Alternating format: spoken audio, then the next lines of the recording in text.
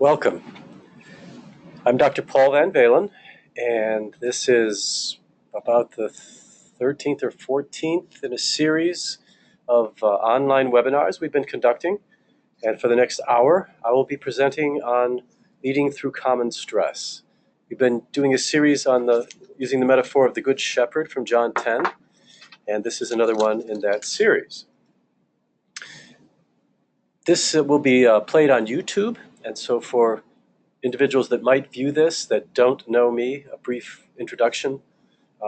Raised by a preacher and his wife, son of a preacher, lots of preachers in my family. So working with leaders in the faith is very important to me personally.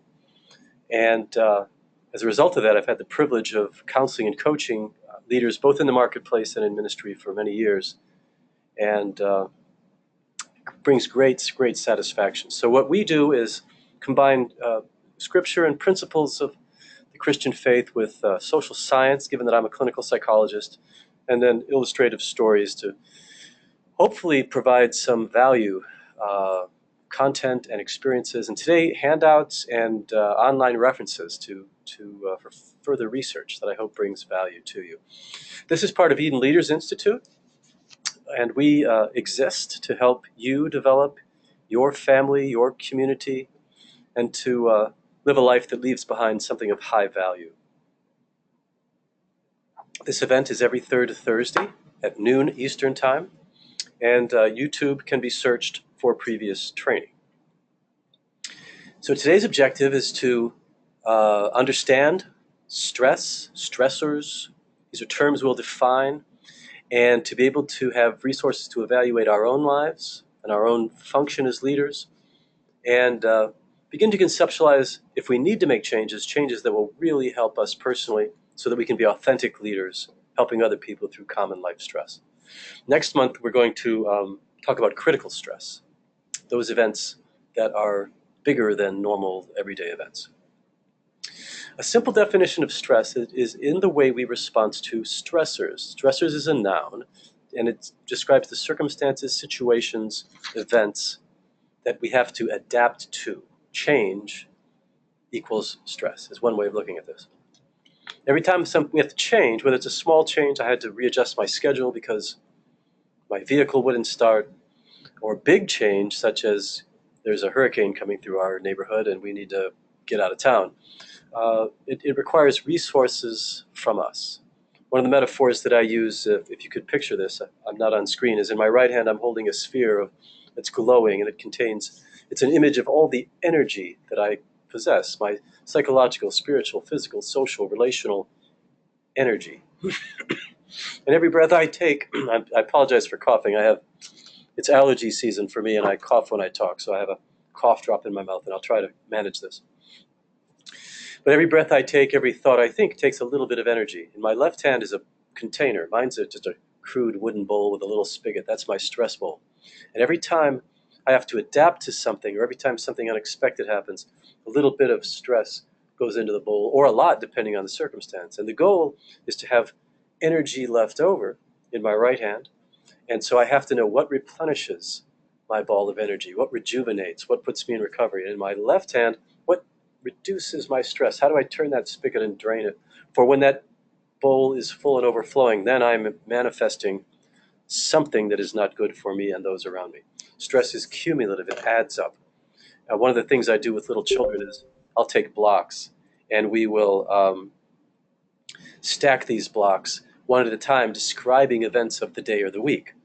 And so one block is I was late for school, another block is my brother and I had a fight, another block is my mother was unhappy with me because I didn't eat my peas. And so these blocks eventually stack up until it falls over, and the child gets it. Okay, so these things add up, and eventually bad things happen. So one of my metaphors, along with the energy ball and the bowl of stress, is the chain link. So if you can picture a large chain, links of a chain, each link has a label for something in you: lungs, heart, muscles, skin, emotions, faith, relationships, ministry role.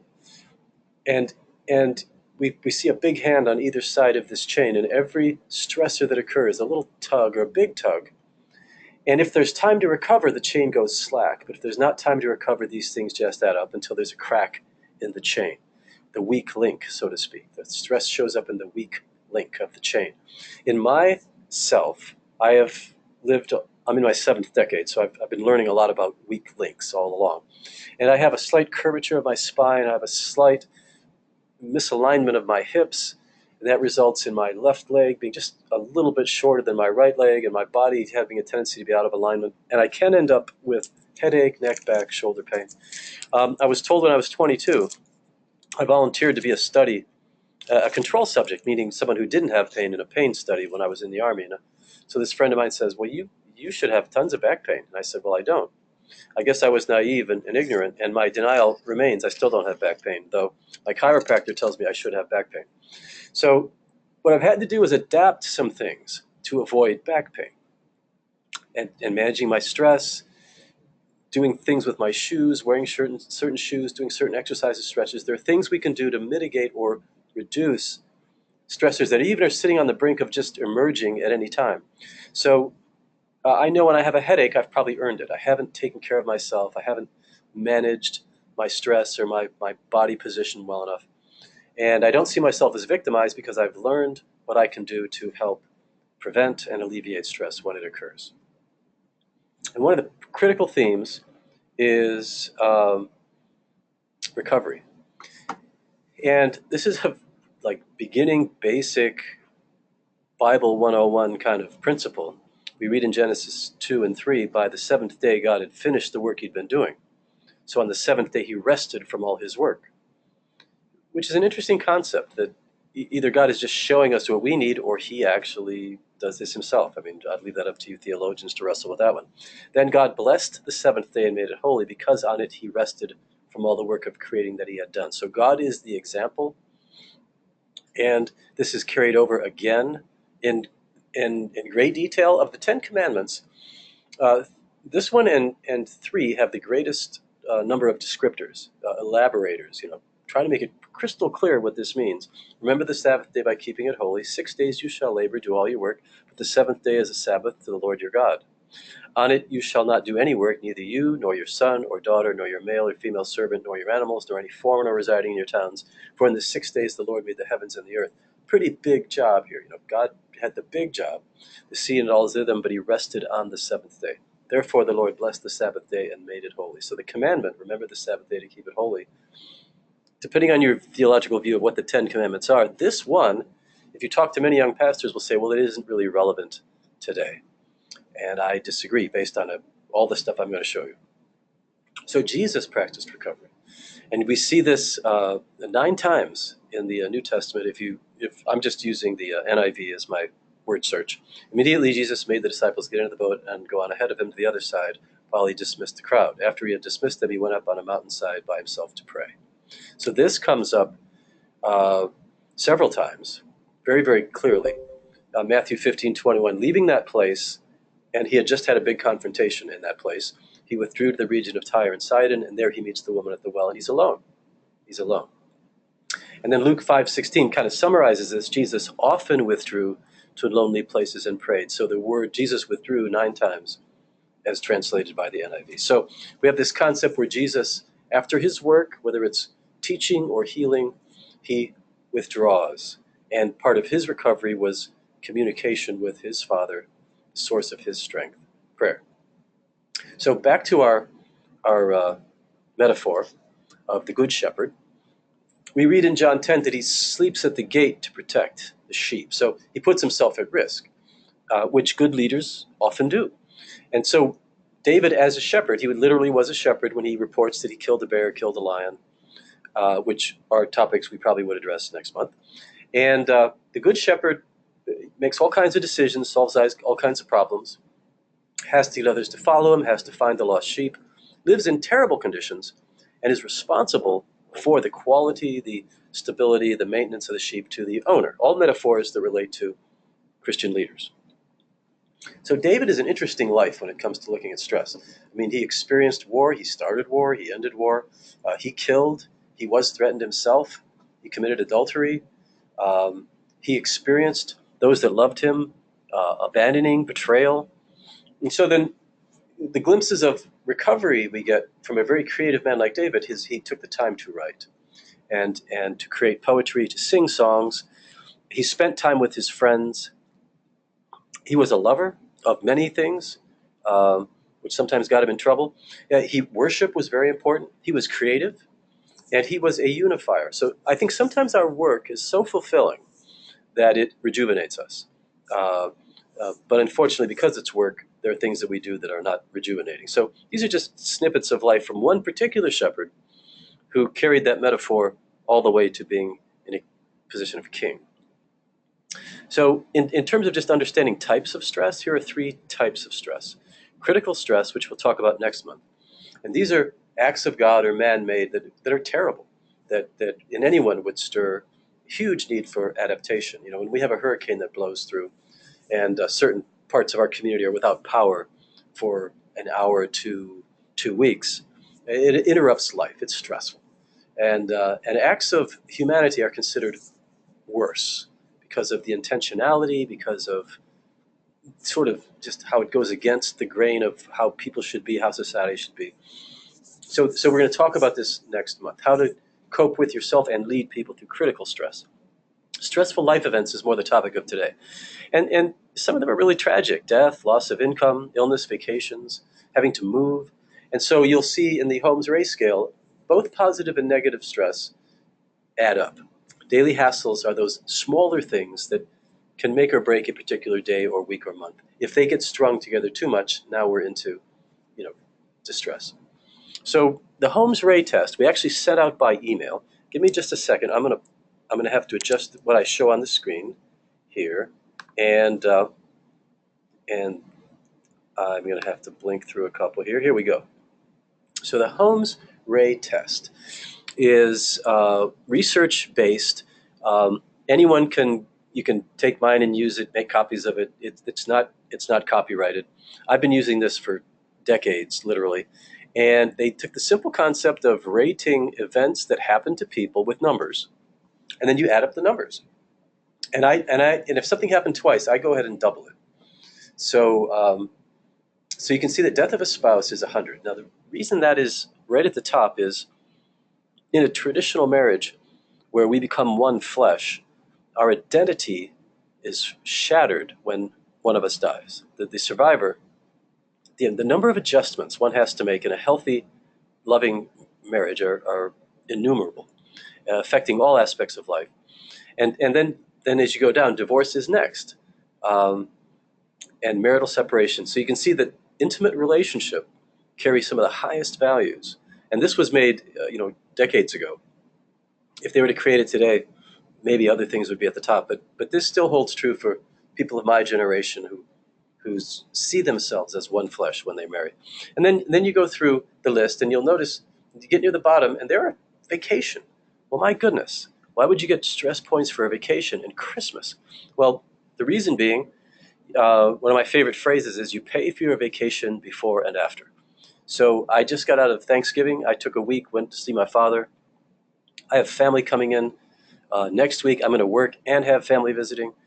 Thursday, I fly to Tulsa to be with my own nuclear family.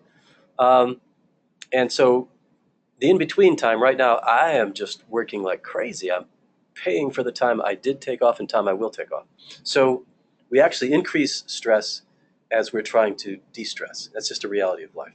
And so what we do is we go through the last 12 months thinking, which of these items apply to me? We add them up. We end up with a score of low, moderate to high. I always score high. Many of you will also. I'm an entrepreneur. I run a business. It's a small business. Everybody's life affects everybody else. It's almost like family. So if one of my admin staff gets sick, there's not an immediate replacement. We just have to all work harder. And so many of you who run small organizations understand this, and even large organizations. In fact, sort of the larger the staff, the more headaches you could have as you deal with the realities of life. So this is the Holmes Race Scale. We sent it to you. We can send it again if you need to see it. So in my own, I actually scored low this year, 374 to 400. Depending on how often you count changes in work activity in the last 14 months. I went 14 months just to make this illustrative because my house flooded September of 2015, a plumbing error. So we had to move in and out within a 2-month time frame, which was a big deal. They emptied my house of furnishings and moved it all back in a short period of time. I was my own contractor, and I'm overseeing the job, and I'm running Eden, and I essentially lost it felt like I lost 3 months of what I would consider valuable creative time. It had to all go to just sustaining life at Eden and my house. So I extended 2 months just to tell this story of that could happen to anybody, where life just gets suspended, but it really boosts the stress points. So let's. I see don't have the view here, right? There we go. So I want to talk a little about clergy. Most of our viewers are clergy and spouses of clergy, and there's a huge study, and I cite some important references at the end of this PowerPoint, which you'll be able to observe on YouTube to get these references. But there's a study at Duke University. It's called the Clergy Health Initiative, and a single donor donated multiple millions of dollars to Duke University to study. It was very specific. They had to study North Carolinian United Methodist pastors. So these are pastors living in North Carolina. Obviously, that's where the donor came from. And stress and its impact on health, both physical and emotional. So this is the biggest study ever conducted. It's got a 10-year longevity. They're about halfway into it. And so their website has just a lot of resources, interesting blogs, publications, discussion of how they came about creating their instrumentation, ideas, tips, really, really good stuff. So one of the things I always want you to get out of the time you spend with me are opportunities to go deeper into what we're talking about. So intrapersonal means within the person. These are stressors that pastors experience, from emotional exhaustion, burnout, working too hard, too long, a mindset that has become negative because of struggles, and then health struggles that we'll talk about that are germane to the pastorate, at least as measured by United Methodist pastors in North Carolina. Now, this may or may not generalize to your population, but most of the places that I present this, people say, yeah, that probably applies to us too. So the pastoral family has unique family stressors that yield sometimes lower family satisfaction than the general population. And that has to do with time and commitments, living a public life versus private. So your dirty laundry is kind of out there for all to see sometimes. Boundary ambiguity means, well, when do I stop working? When is it work and when is it not work? And which friends of mine are friends and which are colleagues and constituents, and then your family being criticized by all these observers. So those are some common family stressors for pastors. Social stressors have to do with expectations. Again, criticism.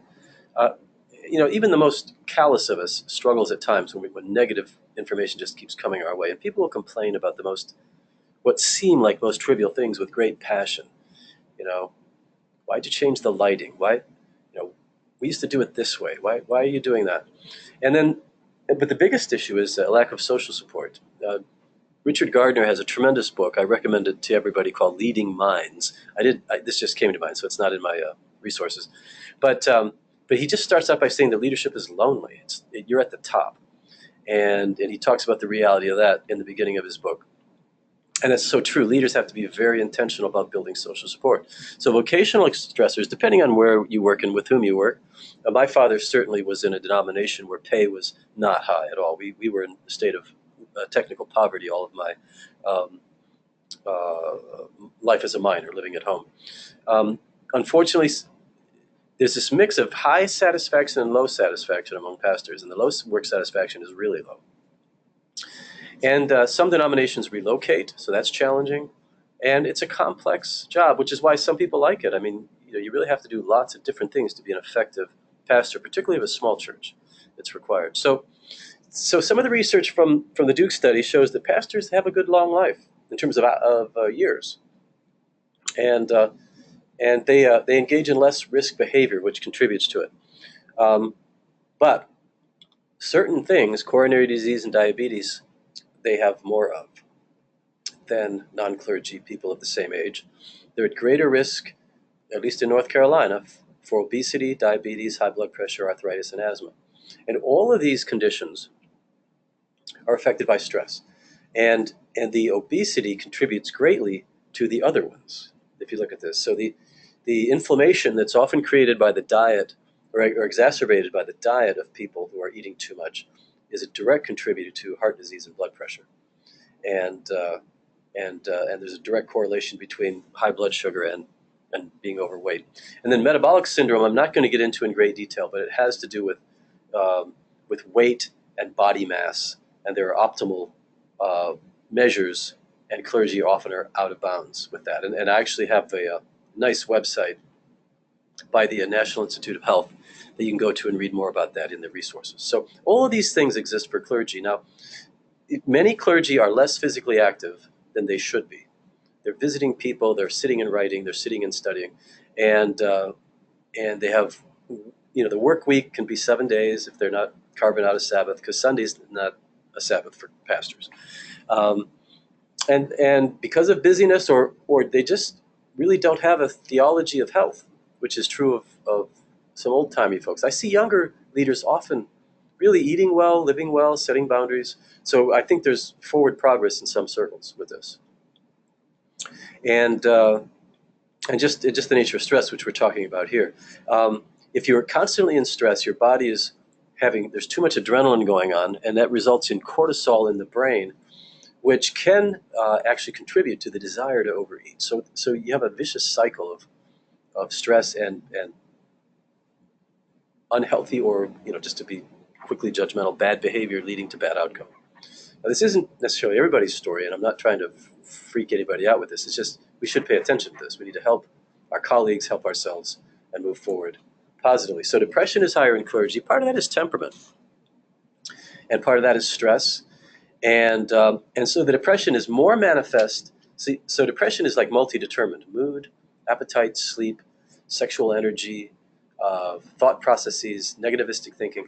And the physical symptoms are more likely to show up in clergy. So they need to pay attention to their bodies, because it can tell us something about our minds. And depression and burnout are closely related. So when we're depressed, we actually separate ourselves because of shame associated with the depression. So that leads to this disenfranchisement in the last bullet. And some of the contributors are being exposed to various grief experiences as we minister, and also trauma. They can contribute to our depression. And I see my slide didn't make it. Oh, sorry about that. I didn't realize this one had. Well, that's interesting. Anyway, men and women may differ because of physiological and brain differences, with men being more active. They're more irritable, they're more withdrawing, maybe more addictive, pursuing. Women expressing their feelings more. Men being more irritable and angry, and so sometimes we have to diagnose depression for a male leader. He's not in touch with the feelings associated with that, doesn't see it. And this could be true of either gender, but it does happen to run in a stereotype. Clergy have a lower rate of chronic anxiety, but they may have higher state or situational anxiety. And that's what trait and state is. Trait is like within the character of the clergyman. Many clergy are really pretty cool people. They're pretty laid back, many. But they may be reactive to the stressors. And some of the same stuff that leads to depression leads to anxiety. So one of the tips for dealing with both anxiety and depression is to see the self as not entirely encapsulated by the job. I'm not a pastor, but I'm a psychologist and a business leader. So my success at Eden does not define my value. Now, it's taken me 5 decades to figure that one out. So it's not always easy. So what do clergy do that's addictive? Well, unfortunately, most studies argue that clergy engage in sexual misconduct at a very high rate, and including engagement in pornography. Food has long been a socially sanctioned addiction, food and caffeine, socially sanctioned. The whole concept of negative leadership, negative religiosity can be a form of compulsion. And with today's activities, besides pornography, various media components can become rather compulsory. Watching television to escape, engaging in all kinds of online activity that is not necessarily fulfilling, life enhancing, or promoting health. Um, so, what do we do about all this stuff? Well, we need to continue dialogues such as this, where we can talk openly about these realities. We need to educate ourselves. So, I would encourage you all to go to the Duke website and just read and ponder this. Talk with your colleagues and friends. We need to help people feel that it's okay to complain about certain things. And then we need to see, this is a simple concept that I really believe. We can't change anything until we can accept what's real. Otherwise, we're just wasting our time. Once we accept what's real, we can diagnose a problem, we can come up with a solution, we can put our energies into moving towards solution. But if we can't acknowledge it, if we can't talk about it, then we'll get nowhere. And so we suppress, we do our addictions, we plow ahead with an inauthentic smile, and our leadership becomes inauthentic and less effective. So we work on healthy boundaries, conflict management, expressing ourselves appropriately, and relaxing. We get that adrenaline reducing activities rather than increasing activities. So that all involves knowing yourself. I'm a high D, I'm a dominant driver, I'm a high energy person, I'm an introvert, I'm a visionary. So I know, if I know myself, that those are just ways of, we have training on this earlier in the sequence. Those are ways that I can think about me, which could lead to self-understanding, and then strategies, building teams with people different than me, listening to people with different perspectives so I get different input. I know that I need to be active, I need to exercise, and so that takes time. I know I need enough rest. So as you, and you know what makes you tick, what rejuvenates you, and you then apply that to your Sabbath so it's real, and you're taking care of the various things I've got here, your physical health, your social networks. And the last thing is actually a preventative, even for, not everybody should be in ministry, not everybody should be an entrepreneur, not everybody should be a CEO. And you really do have the old thing called the Peter principle, where you rise to your highest level of dysfunction. That's very real. And so helping people find their fit from the beginning certainly prevents a lot of this stuff. So these are just some things from, these are kind of sidebars from the study at Duke that my friend Chris Adams, who's on the team, was sharing with me several years ago. Anger is a big deal. Something I tell all leaders are, you need to understand your anger and your anxiety. And if you understand your anger and your anxiety, it will help you with your addictions, and your leadership will be golden. You'll be on top of everything all the time, because they go together. It's the 3 A's: addiction, anxiety, and anger. So part of that is accepting some things, accepting the limits of our influence, accepting being able to be tolerant of others rather than reactive all the time. We have to define the limits of our influence. That's a phrase that I use a lot. The limits of my influence. What am I called to do? What is God's place? Where does my influence end? And when we figure that out, for example, as a therapist, I have people coming in all the time with heartrending stories and terrible circumstances. I have people that are suicidal that leave my office, and I have had to figure out how successful counseling is doing the very best I can do for 45 minutes. What they do with that is out of my control. And each of you in your role has to have that some way of thinking about that. My job is to preach the very best I can preach for 35 minutes on a Sunday morning, and that's the best I can do. What God does with that is outside of my control. Things like that to help us have realistic expectations. And social support is the biggest buffer against stress. All of us have a tendency to pull back if we are not feeling well, if we are not doing well in some area, and that's when we need people the most. So, I pulled this from another handout. Sorry about all this. We're going to have to hear some kind of audio stuff. All right. Is there one more? Yeah. So these are just characteristics that are worth looking at and asking self, okay, how am I doing with this? And as I was reviewing this content for today's presentation, I read these things and realized it has taken me decades of work to be able to get to where, and it's work to keep it all going. So accepting myself, knowing my strengths and weaknesses, and accepting that for a perfectionist like me is hard work. I tend to be a planner, And when I'm anxious, I get kind of rigid and cold. People are always telling me to loosen up. I'm much more fun when I'm spontaneous, but I have to manage my anxiety to do that. It's all work.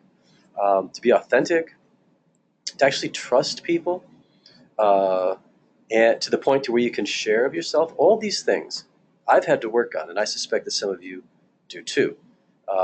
And over 6 decades, God has been very gracious. I've made great progress, but I still find work to do all the time. And so this is just sort of a checklist that I find useful to look at. A quick overview of, all right, so what are the things that help us be resilient? And this concept of resilience is very important. It has to do with a person going into stress who has high resilience is going to come out better than a person who goes into a stressful situation with low resilience. It's the ability to bounce back. That's what resilience is. A lot of these constructs come from physics. Stress and cracking, those are physical kinds of metaphors. Resilience as well, to spring back, to bounce back. So a rubber ball is resilient. I squeeze it and it bounces back. So a lot of it has to do with perception. How do you see yourself? Do you see yourself as competent? Do you see yourself as able to stress back? Do you expect to stress back? That relates to self-esteem. Trust relates to our ability to connect with others, to have faith, trust in God, trust in others, trust in self. Resourcefulness has to do with what we've learned, what we know, the tools we have. Do I see myself as self-efficacy has to do with the perception of competence and expectation of success. And internal locus of control is something I studied years ago when I was doing my dissertation on stress. And it's the idea, it's the concept, what influences the outcome? Internal means I do, external means it's outside of my capacity to influence. And generally speaking, where we see ourselves as able to influence the outcome, we do better, we feel better. My doctoral research was on working with nurses and in a medical center environment where there is death and there is loss and there are negative outcomes. And I was studying locus of control. I created a stress scale and found that when it came to critical incidents, in terms of seeing the cause, it was better not to see oneself as the cause of patients' deaths. And so older, experienced nurses never, if they did good work, they didn't see themselves as guilty. Younger nurses tended to feel responsible. So there are times when it's actually good not to have an internal locus, but when it comes to just coping with stress, it's good to be able to see oneself and to have good relationships, a sense of humor. These are all things that are very, very important for resilience, and they can all be developed and learned. And so this is, again, I'm sort of giving you some lists and some checklists and stuff like that to kind of help. And the biggest one is social support, which, comes, for me, the biblical anchor is just a passage in Ecclesiastes 4, where we read about the farmer working in the field, and if he falls, no one can help him.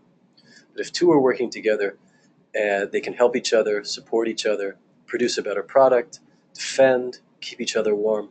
A cord of 3 strands, who can break it? So the question I ask myself pretty regularly is, am I staying close to my lifeline, my cord of 3 strands, 3 other individuals who intertwine in such a fashion that they provide a line of support for me? And then I also think the other way, am I providing myself? Because you and I are people of resource. We're people who are worth knowing. Am I allowing myself to be part of someone else's lifeline? Because where there is mutual support, then we have great relationship. And so social support isn't just knowing people, it's what's described here. Sense of belonging. Knowing. The ideal lifeline are people you know love you, are committed to you, who have wisdom and can be of great help in a time of trouble. So I want to show you something. Give me just a second here. Now, we didn't send this out, but we're going to. And it is right here. So I took from this book, this assessment. So it probably is not okay to just copy it, one of those deals, but they've never complained. So it's one of those things where you rate 3, 2, 1, 0 from frequently to almost never, and it's just a nice list. It's pretty long, And I did it yesterday.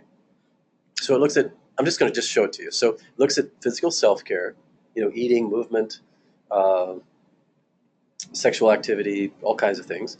It looks at psychological self-care. Do you take breaks? Here it gets into Sabbath.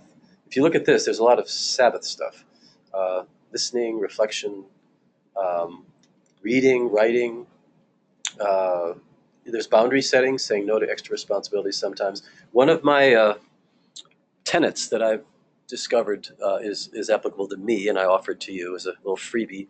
Here's a little aside.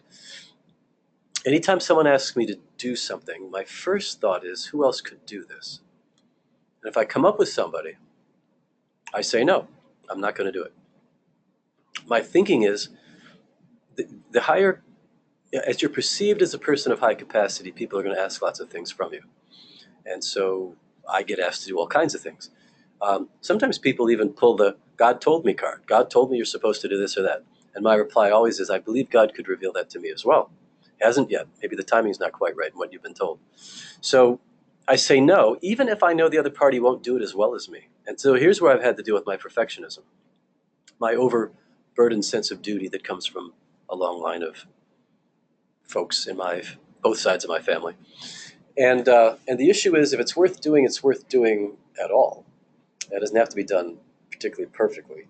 And someone else might be able to grow if I give them the opportunity rather than burden myself with all these responsibilities. So my first thought is, who else could do this? I then reply, no, why don't you ask so-and-so?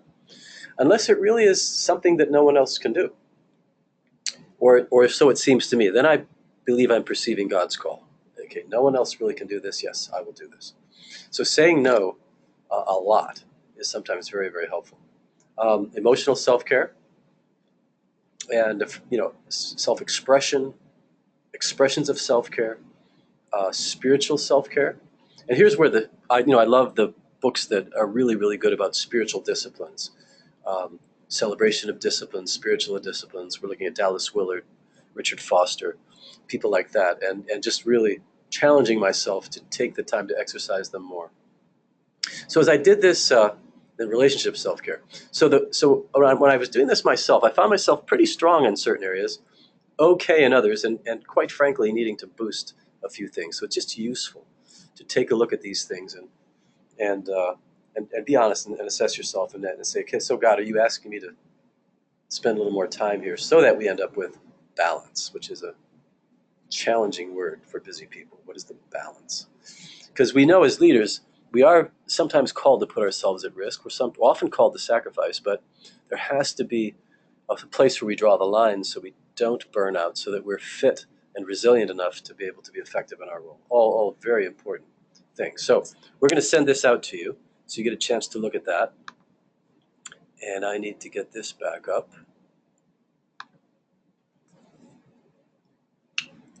I wanted to spend a few minutes focusing on we've been giving kind of general overview with lots of kind of things to think about, but in a role as a leader, both in my business, my ministry, your business, grief and loss are a constant in life.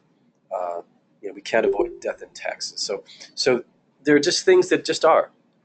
So just a quick review of the 5 stages of grief. Because if we understand it ourselves, if we have lived it ourselves, we can lead authentically. And in helping lead people through grief, there are simple rules. Understand it, help educate them, and give them freedom to express what they feel. That's it, those 3 things. If we understand it, we teach about it.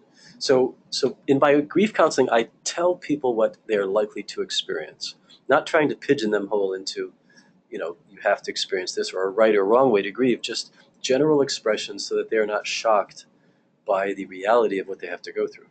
It's a process. So in denial, this happens all the time. Sometimes it's very brief. Did you hear that so and so died? Oh no, that's denial. And then the emotional, once denial is set aside, then there is sorrow or anger. My mother died of cancer. I was angry with the greed that led to the irresponsible and criminal behavior of a dry cleaner that dumped his chemicals into the groundwater that increased cancer in the community where my mother lived. And I feel that it's okay to be angry with greed.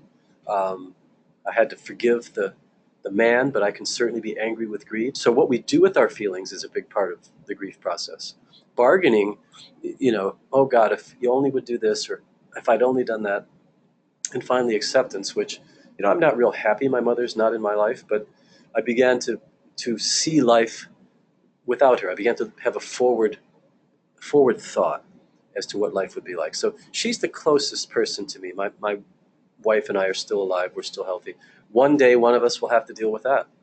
The identity changing things. And so having experienced these 5 things yourself and being able to share authentically with people as they go through it, with this understanding that the size of the loss, and what that means is how much we have to adapt. So if you can reflect back to the Holmes Ray scale, 100 points for the death of a spouse, economics, social changes, you suddenly realize, wow, there's not, if you're in certain circles, there's not a huge social group for the divorced uh, or the widowed. Everybody's in couples. I mean, that's the thing I hear all the time. All the ministries of the church are about couples and families. There's no place for me. So that's tough stuff. So the biggest stressors are identity changes in self or in how we define our marriage or our family. Death of a child is huge. It's an 80% predictor of divorce, to lose a child. And then changes in ministry.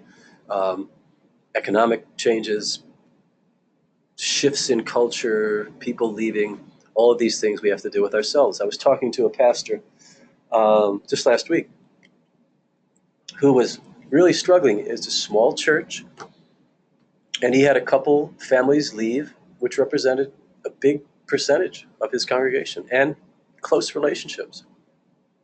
So we were talking about, is it okay to grieve? Is it okay to feel the way I feel? And what do I do with it? And so he and I had a great conversation about learning about his own. He was a relatively young man, so learning about grief, and then how to lead his congregation through it. Because in a small church, when somebody goes away, it affects everybody. Somebody gets sick, it affects everybody. In a large church, we have churches in America that are cities. Um, it still affects the equivalent number of a small church. So you have congregations within congregations. You have a big church, and you have to minister to the congregation, quote unquote, that is affected by the loss. So I tell everybody it takes a year. Um, you have to go through a year. So if you lose someone, you lose a friend, and not just death. They move away, they leave your organization, they relocate geographically. The closer they are, the more this is real. But you have an acute phase of 3 months where you feel things very intensely, and then life kind of goes on. But you have to be prepared that people don't know to provide support for a whole year. You have to be prepared for people to stop asking about your loss. You have to be prepared to kind of feel like you're winging it alone, and that's where your cord of 3 strands comes into play. So you have even a small church. Child dies. People are pouring love and affection and care for a couple weeks, and then the family feels abandoned, unless strategic leadership within the church rallies a few people who are willing to commit to long-term care. Long-term meaning a year. Because every time you get a birthday, a holiday, boy, does the grief flow.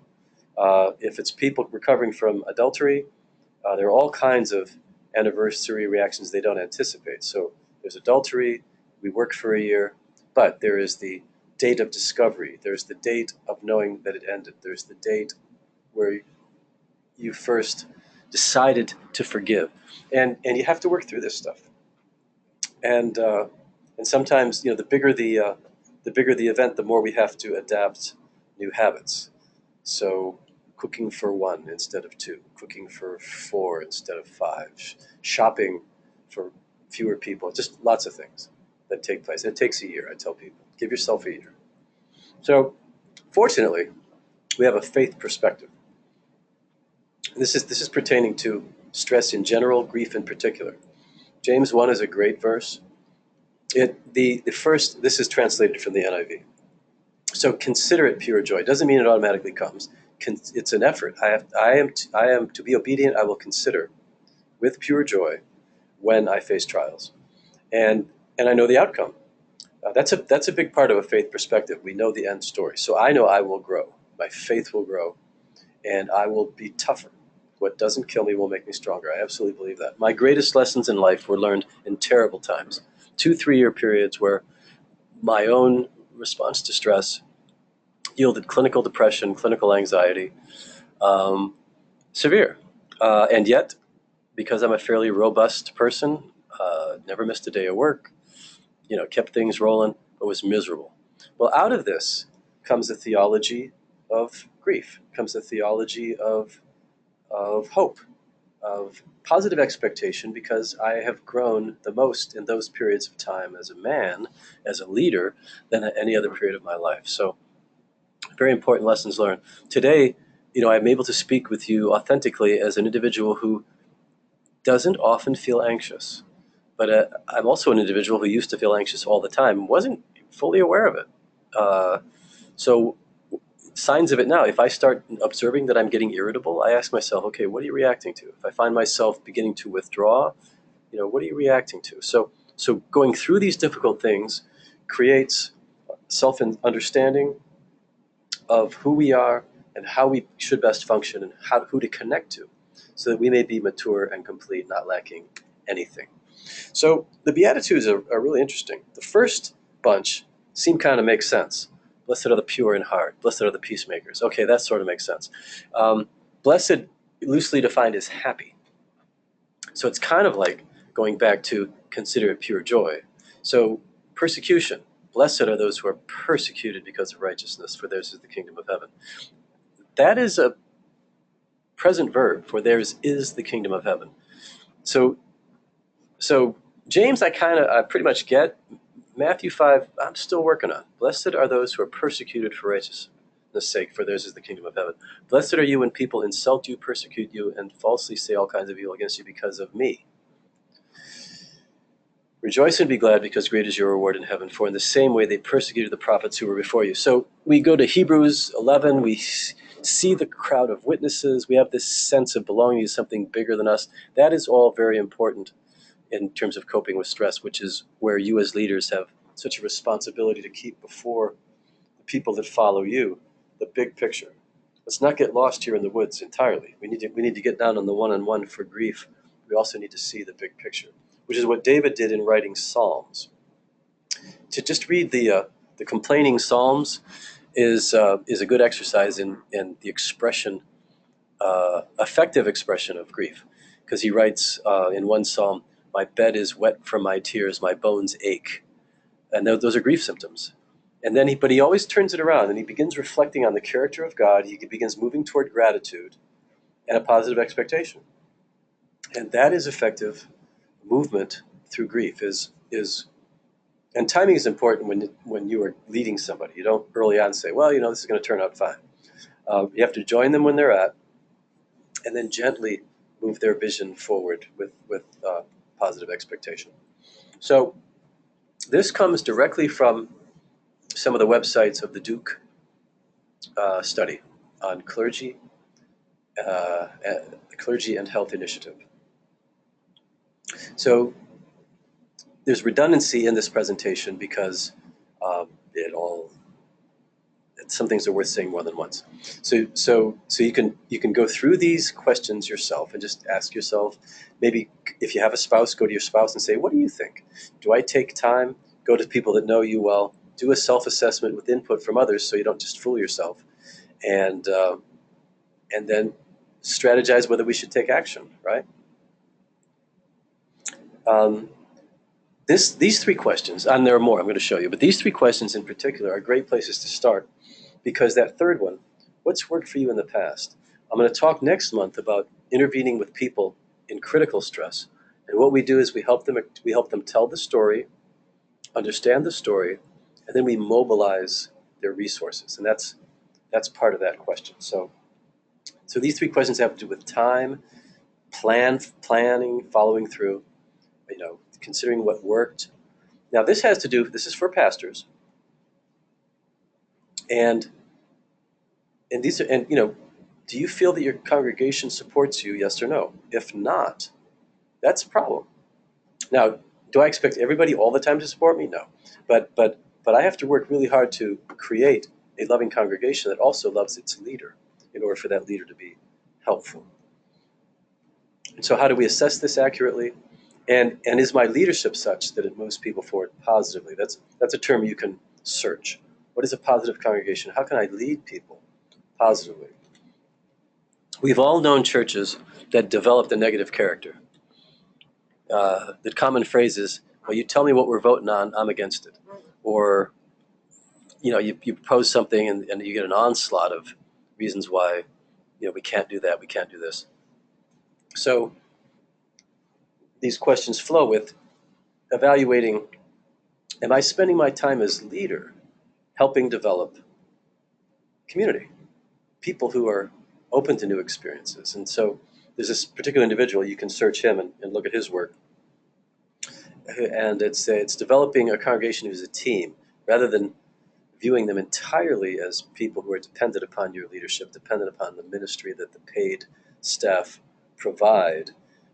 They join us. When I was young, I've had some interesting experiences. So coming out of a conservative evangelical holiness tradition, the Free Methodist Church, generations in my family, I attended a Free Methodist college and was asked by the chaplain to consider taking a job in a United Church of Christ in the local town outside where my college was. So I'm attending a conservative Christian college, and he asked me to go to a non-denominational church and take a job. He said, I think you could do it. They want someone from our school to lead their young people. And so I entered into a 3-year stint, and I was 19 when I started this. And the church is non-denominational. There were Unitarians, there were atheists, there were agnostics. I believe that their statement of faith was, we gather together in the Spirit of Christ to worship God as we know him. That's pretty vague. And what I found were young people who wanted to know God, but I was kind of hired to do it. And I was often frustrated. And the lead pastor was a giant of a man he always had a pipe in his mouth and a sarcastic comment to make. I liked him a lot. And so I was saying, Bob, parents don't want to be involved. And he said, well, Paul, you have to look at it this way. You and me are paid to do their loving. And he used a derogatory term in that mix. And he was right. I was in an environment where people expected the leadership to provide all of the spiritual direction, all of the care, all of the help. And I realized as a young man, this wasn't really very functional. And so, when I am looking at churches and guiding leaders and coaching teams, that's one of the facets we look at is what is the culture of involvement that we're creating with our people. And some of the churches in Romania have the most outstanding, relative to American churches, outstanding involvement of the congregants that I've seen anywhere in the world. Really some wonderful, wonderful examples of that. So we don't want to be doing all the heavy lifting ourselves. It'll break our backs, just break our backs. So there's another thing I want to show you. You might not see the link with stress until you go through it, but let me pull this up real quick. And I love this exercise. And so it's creating capacity by cutting low-value activities. Nobody has enough time, and time management for a leader is really critical. When I first started doing private practice back in 1987, I was anxious about having enough people to see. I don't worry about that anymore, but I used to every day look at my calendar and see that it was busy the next day, look at my desk with work undone, and feel glad that I had something to do tomorrow. I had purpose, I had drive, and it became sort of a joke. I still do that as a joke, but believe me, there's plenty to do. So this is looking at, it's an exercise to help you evaluate these dimensions. The value it brings to you, the heart, the impact, how does this affect either my ministry or my family or others? Does it help me grow, or does it help my organization grow? And then the sense of obligation. And this is really nicely put together. So you rate, you create this chart, and I think I had I extended this space. I think I had 30 different things on there. I just thought through every day. I wrote it down, and then rated it on heart, impact, growth, and obligation. Then you add it up. And what I found was both. This was really pivotal for Becky and me. We did this together with our coach, who at the time was Tom Nolan, a good friend of mine. He's with Growth Mission. He's on my leadership team, and so we spent some time working on this kind of thing. And and Becky said, she looks at it and says, well, my list, I really need to cut back on FaceTime. I need to cut back on some of these things. And I looked at my list and I said, I got to cut back on counseling. And this was like gigantic epiphany kind of thing, because I was used to seeing one-on-one or in family groupings or couples, between 45 and 55 clients a week. Well, that's a lot of time, and I'm trying to run an organization, and I had a vision for doing some leadership development, and I was bogged down, and I went through periods of time of just kind of feeling burned out with it. So it happened to be God speaking through this exercise, and I began conceptualizing, how could I possibly cut back on counseling? So one method was, I'll only see leaders. So my new clientele from that point on, which has been going on 5 years now, was only leaders. And they often have the capacity to, if once they decide they're going to make a change, they often can, which was really refreshing and fun. So I can see quite a few new leaders in my schedule. Right now I actively see about 12 a week. Um, but what has evolved has been really fun. It opened the door for me to do more work that is short term. So I do these assessments, which has increased my capacity to train students to do it. So I'm spending much more time in small teams than just by myself. The result is I'm happier, way, way happier. And so this exercise was really, really pivotal for me. And every leader I have take it comes back and says, okay, I'm really seeing some patterns here.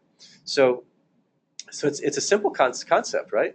We look at what we do. So I had, personal grooming, watching television, driving to work, some things that, drive to work, obligation, high, hard impact growth, low. But then I began thinking, how can I use that time better? How can I make it have more heart? And so I began listening to things that were different than I was listening to, that sort of thing. So I recommend you do it. We're going to send this out to you. Take the time to fill it out. And then it's got some action steps down at the bottom. I highly recommend you do this with somebody, this kind of thing, because sometimes we fool ourselves or we minimize things. So Becky and I did this together. We discussed each other's. We stimulated positive discussion, brainstorming. We were doing this with a coach. That's a great concept. Three voices helping each other, encouraging each other. So that I highly recommend. So that's, am I prioritizing well? Robust people who are authentic know what they're about, and they strategically pursue those things really well. Okay, resources. What I have here, and you can take a screenshot if you want, or you can just grab this later. The Divinity School at Duke. These are specific sites from which I gathered information in this website, and they provide links all over the place. I mean, you could spend hours and hours studying this, which is well worth your time. The more you know about stress, about your own health, the better off you'll be. So some of our resources, and I put this here for anyone who may view this online to educate them, but also to refresh your memory. That first website is from the National Institute of Health, and that's the one I was referencing on a previous slide. The rest are things that we do. We provide coaching and counseling. I have a team. We have a four-person team that'll tackle an organization, with one of us or more of us traveling to the site and building relationship, and then coaching and doing online stuff. I've always got somebody in the hopper I'm working with. Right now I'm having a lot of fun with a group from Ohio. We bring leaders here for anywhere from 3 to 21 days. We can house them at no cost. I can provide local transportation if they can get here. And we have a team that works with leaders for personal restoration, marital restoration. We've done a couple cases of prevention. Those are rare. Would love to see more of that. And then we have this training every third Thursday of the month. We've only really canceled a few, usually because of holiday, way they hit holidays or something. And I'm going through a series called Lead Like the Good Shepherd, which if you search YouTube, you can find. And then welcome others to join us. Forward your colleagues and friends to Mirabella V. That's Mirabella, my good friend and colleague in Romania who handles a lot of my communication, and she can help coordinate communication with me. Or you can always reach out to me directly at pvanvalin@edencounseling.com.